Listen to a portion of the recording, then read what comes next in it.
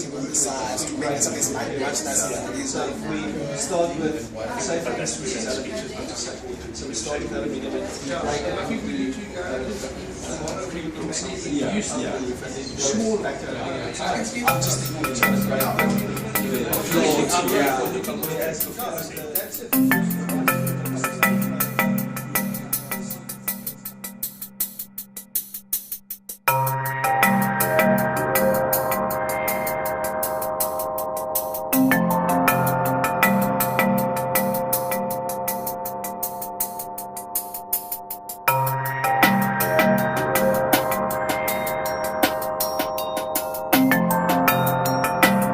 The Open Architecture program, in collaboration with CPUT, the BTech Applied Design, has now been running for a semester.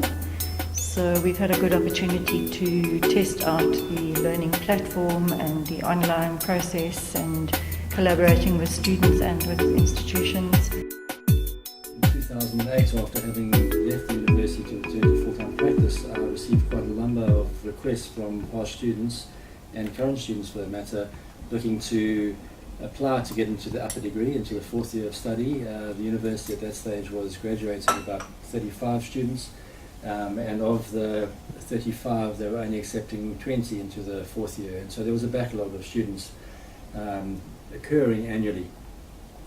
Over and above this, there were also students from the local University of Technology who were enabled to go to the university, the traditional universities, and do the master's degree, but because of this backlog they were finding it difficult to get in. So Rodney and I were approached at that stage, or from 2008 in my experience, looking for opportunities for students to continue their architectural studies.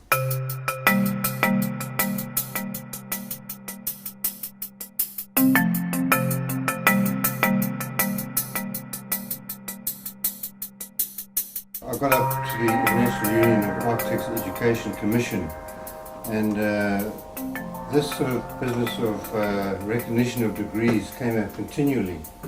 And I recall that the university came up with an unusual course and it was just dismissed and thrown out. It was actually an Australian chairman, and I sort of took an opposite point of view. I said, well, what if? And I came back in 2009 and spoke to Bruce Clark, who was a partner of CCN, and he said, gosh, this is just the way to go, you know. And got tremendous support from the Institute Committee, as Kevin said, and they agreed to fund me to go to London in 2011 and meet the head of Oxford Brookes, which was already operating a course over the EU based from Oxford Brookes University, just with that little mandate there. And Mark came with me, and at the end John Stevenson, the head of department, said, gosh, this is the biggest paradigm shift in architectural education I ever thought could happen, because their students, in spite of being from all over the EU, were feeling isolated. And now we had a way where students could actually speak to each other. Yeah. I think one thing we shared was a common sort of vision of how we could take this concept of blended learning and put it into an online format, which would really broaden the base. And I don't know if you recall here, but some of the early universities we engaged with were quite skeptical. Well, not skeptical, they were initially enthusiastic, but then it sort of fell away. And the one that took it up was CPUT, and which has enabled us to build something. And with very little resources, we've actually managed to build an online platform and fund this thing, which has been quite exciting, you know, to see the way it's gone and the way students have taken to it. I mean, for me, the biggest thing is the students have just jumped in. There's been no real need to train them on how to use the online platform. They've jumped in, they've done it and learned, and you know, and New London have been really good in the way they've done it as well. So it's been a great team effort on really not much money. Open architecture, the idea that it presented originally of bringing together academia and practice, and the idea that that there would be new modalities for delivery of architectural education was something which I found very interesting. So I think that in terms of the challenges which we face in South Africa, in terms of transformation, of changing our architectural profession, the only way that it can happen is by developing new modes of delivery. And the idea of open architecture, the idea of doing online studios, to me that was something which I believe holds the promise for the future. And for that reason, I think CPUT, in looking at the possibilities of developing a new part-time BTEC, were very attracted to what was being offered through open architecture. We were interested to see how the blend would actually work, combining the office-based learning with the online learning, and then also the blocks that we have on campus in the different regions. Yeah. And I think we were interested to know how the studio culture would be maintained in those spaces.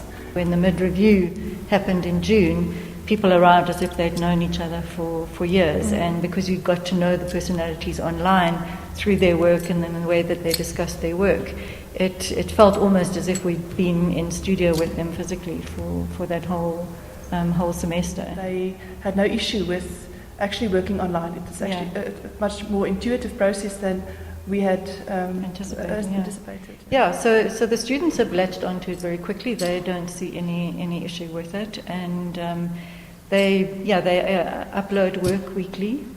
That's going to be credited on the Tuesday and Wednesday. The Tuesday and Wednesday, the crits are online. We see the work. Everybody's focused on the work. So that's the other thing that's quite interesting about the online situation, is that you're not looking at each other. You're actually focusing on the work.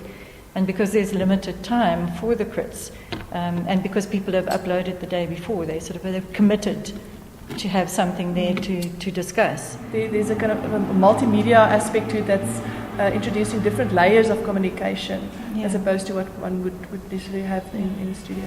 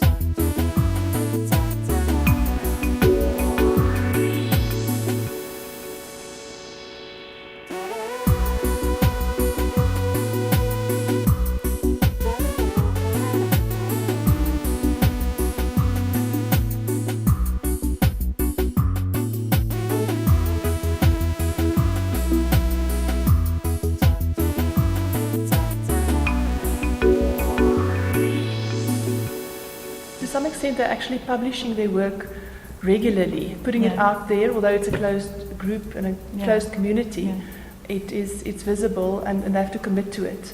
So I feel it's quite interesting how they move forward.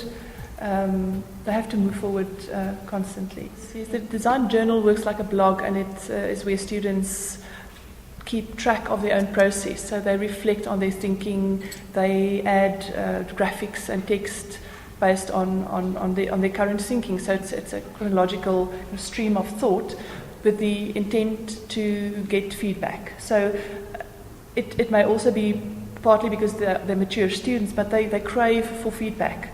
Yes. It's not like they're trying to hide. They will remind us and say, you haven't responded yet. I've updated my blog.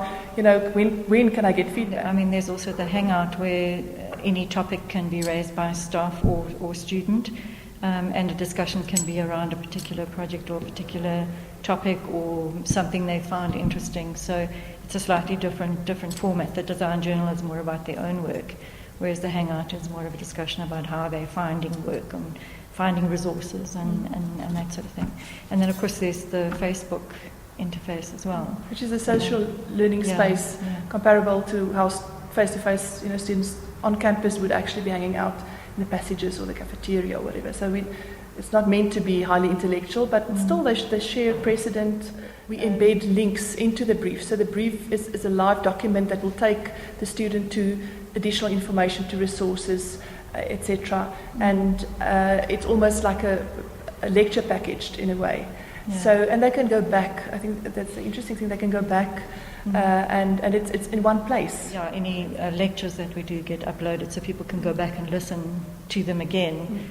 So if they've missed something, they can kind of remind themselves. They're not relying just on the notes. I think what students really enjoy is the fact that they have the calendar to refer to. They know in advance what's going to happen when you have students, lecturers in one place, you can be a little bit more informal about how you do things. I also recall in 2010 I took it to the head of the School of Architecture in Pretoria, and they were very supportive, but he contacted me more than a year later and said, look, I've got it right up to the top level, but our dean says, gosh, if we go for this, all our students are going to leave and go for this, this new course.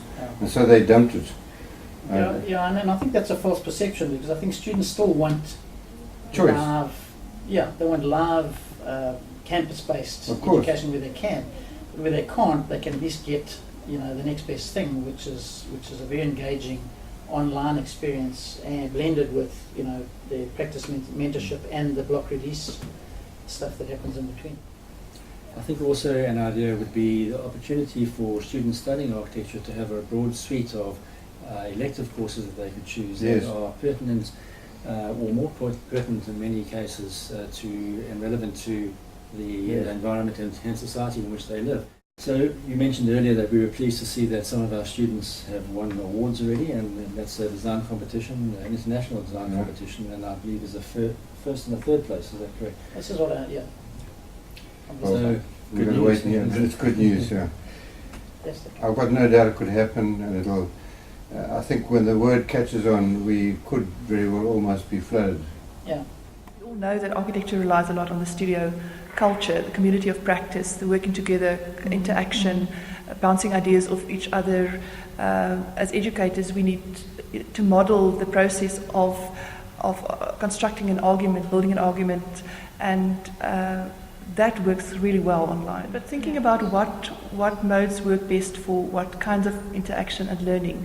So if we start with the portfolio that we're hoping the student would produce at the end, comparable to the full-time program, and work that back and say what kind of learning engagements do we need to put in place, and how could those engagements be facilitated.